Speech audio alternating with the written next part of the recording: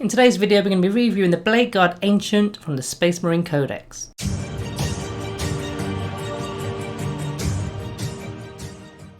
Hello and welcome to Planet 40k. So as mentioned in the intro, we're going to be doing the Bladeguard Ancient today. And before we begin, let's get the shout out done, which is going to go to Thomas Boney for his comment related to the Vanguard veterans. So the Bladeguard Ancient comes in at 5 power level or 85 points for the model. And he's going to be in one of your elite slots in your detachment. He's carrying the following keywords, so he's a character, he's an ancient, he's a Primaris model, as well as a Bladeguard and an infantry. Then onto the datasheet, he's got movement 6 inch, weapon skill 3+, ballista skill 3+, strength 4, toughness 4, wounds 5, attacks 4, leadership 9 and 3+ save. So pretty ordinary there, but 5 wounds is quite a fair amount.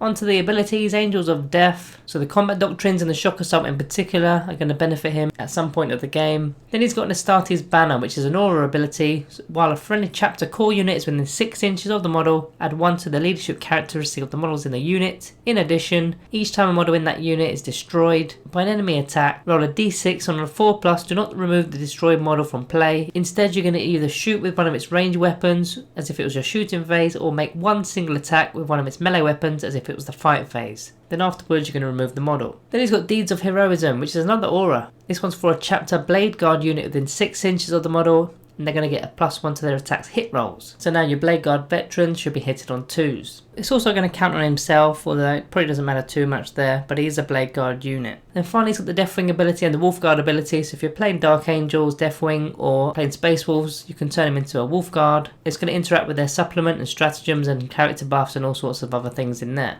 Onto the Wargear. So this model is equipped with a heavy bolt pistol and the frag and crack grenades. So I put the frag and crack grenades on here now. Now they may actually see play because you've only got a heavy bolt pistol, but we all know what the stats are for those. So onto the heavy bolt pistol. It's 18 inch range, pistol 1, strength 4, -1 AP, and the damage is 1. And then the assault doctrine, it's going to go to a -2 AP. Now as far as pistols go, it's not actually that bad, and it can be shot in combat within your shooting phase, and 18 inch isn't too bad as far as pistols go, especially with the -1 AP, but you can't expect too much from it, it's only just got one shot. Looking at some Codex Synergy, for 1 power point or 20 points, you can upgrade your Ancient to a Chapter Ancient, and that's going to give the following ability. So it's going to gain the Chapter Banner ability, so in your command phase you select one Chapter Core unit within 6 inches of the model, and they're going to get a +1 to the attacks hit rolls. So with his other ability, that was just Bladeguard veterans, but with this Chapter Ancient ability, it's going to work on all core units. Then he's got the option of taking the unique relic and warlord trait. The relic is Steadfast Example, which is another aura. So chapter core units within 6 inches of this warlord will gain the objective secured ability, and if they've already got that, then it will count as an additional model when determining control of an objective marker.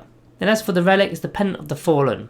So each time a friendly model is destroyed and makes an attack as a result of the bearer's Astartes Banner ability, the model can make 2 attacks instead of 1 with its melee weapon. So that is going to work pretty well with melee units in general, especially those Bladeguard veterans, 2 attacks before they're removed. You can also opt to give them some of the actual relics from the Space Marine Codex itself. So you've got the Standard of the Emperor Ascendant, which is for ancient models only. It's going to add 3 inches to the range of the bearer's Astartes Banner ability, so now it's a 9 inch range. Then not only that, each time a morale test is taken for a friendly core unit that's within the Astartes Banner ability range, you can re-roll the test. The next relic option is Purgatorus, which replaces his heavy bolt pistol for a pistol 3 weapon. It's still 18 inch range, pistol 3, strength 5, -3 AP, and the damage is 2. So it's perfect for killing other power armoured Space Marines, because you're wounded on 3s, and putting them on a 6+ armour save, and then doing 2 damage to a standard Marine will remove 1. You've got the Reliquary of Gaffalamore, which is for Primaris models only. He does have the Primaris keyword, so he will be eligible to take this. It's another aura, this time it's an enemy aura, so while an enemy psychic unit is within 18 inches of the bearer, you subtract 1 from the psychic test taken for the unit, and if they fail that test, on a roll of a 4+, that unit is going to suffer D3 mortal wounds. Not actually too bad on the Psychic Heavy faction, Death Guard, Tyranids, Thousand Suns, that kind of stuff. Next you've got the Honor Veriment, another aura yet again. This one's going to go for core units within 6 inches of the bearer, and each time the unit fights,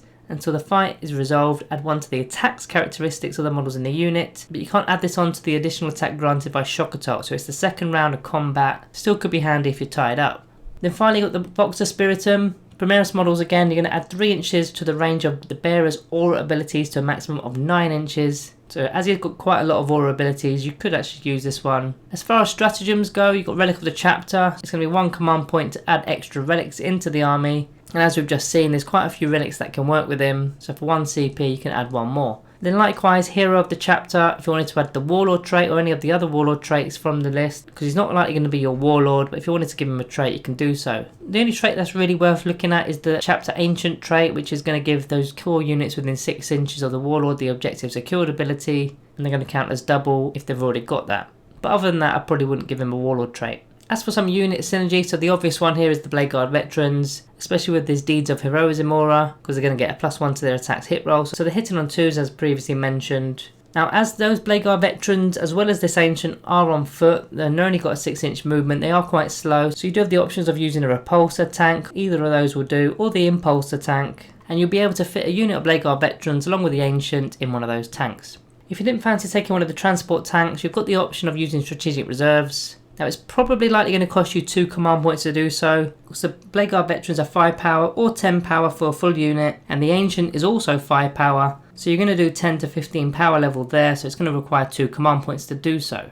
Another little cheeky combination you could use is with Hellblasters. Now I know they're not a melee type of unit, but if you've got the ancient nearby them and they go down, because of that banner, they can make a shot before being removed off the table. And as they've got those plasma weapons, they can be supercharging without any fear of being destroyed because they're already destroyed regardless. So it's a bit of an opportunity to supercharge it and maybe remove some models on your way out. So on to the summary. Starting with the good, I think they're better than the Primaris Ancient due to the Deeds of Heroism aura. The Primaris Ancient doesn't have that one, they don't have any sort of link to the Bladeguard veterans. The banner itself, like the other Ancients, has some interactions with other units such as Hellblasters. He's got the option to synergize with Space Wolves as well as Dark Angels with the keywords, and he's got a few unique tricks with his relics and taking the Chapter Ancient upgrade. You can use Transhuman Physiology if you really needed to. I mean, it's probably not worth it on him, but if you really needed to do that, so he won't be wounded on less than a 4+. And as already mentioned, you can use relics, but you can also add a Warlord trait if you needed to as well. Then finally, because he's a character under 9 wounds, you can use that Lookout Sir as well, so he's not going to get targeted,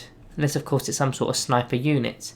As for the bad, there's no Storm Shield like the Bladeguard veteran brothers have, so he's got no invuln save. He's got no melee weapon unfortunately, so he's purely relying on his bolt pistol. He does have the grades as well, but they're not really that great, they're just standard, aren't they? You're probably better just getting a captain model. It's not that much more to get the captain. He's going to have the invuln save, he's going to be hitting on 2s, he's going to have a melee weapon. You're probably going to get a lot more out of a captain. Or you could just get 2 more Bladeguard veteran models. That's going to also have more value, more attacks, more wounds. Yes, they're not going to get the +1 to hit anymore, but you've got more attacks to do so. So it's swings and roundabouts, I guess. So as for the rating today, I'm going to give the Bladeguard Ancient a Planet 40k rating of 2 stars.